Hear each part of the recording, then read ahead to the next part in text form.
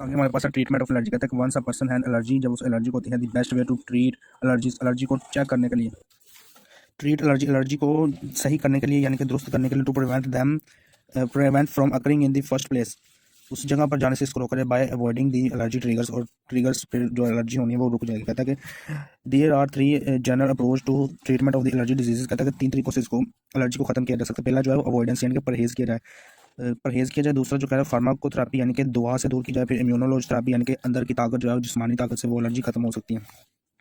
Avoidance में जो है वो ये बता रहा है कि pollen wear mask, moving to grass grass और हॉर्स क्लीन यानी कि ग्रास और मूविंग यानी कि काटना, घास का काटना। कहता है कि इनको साफ सुथरा रखें। स्टे इंडोर, घर में रहें। Morning when pollen count in at the highest, सुबह का टाइम जो है वो एलर्जी की शरह ज़्यादा होती है। इन दी वाइड विंडी डेज यानी कि तेज़ हवा जब हो तब।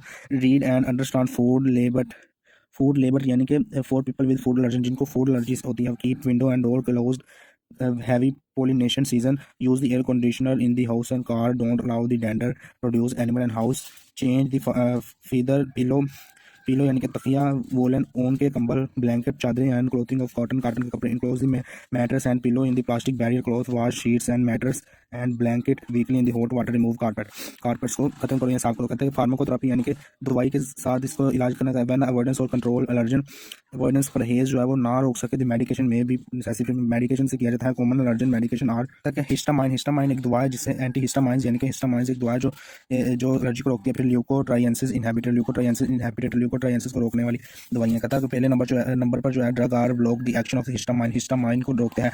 दी generation anti histamine include, first generation जो है वो कह रहा है डीफेनहाइड्रामाइन, बिनाड्रेल, क्लोरोफेनिरामाइन, piriton.